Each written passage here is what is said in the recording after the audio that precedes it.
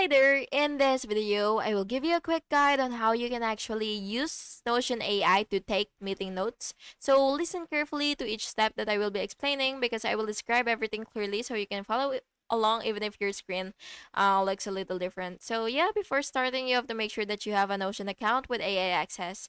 And first, you have to open your Notion workspace, which we already are in.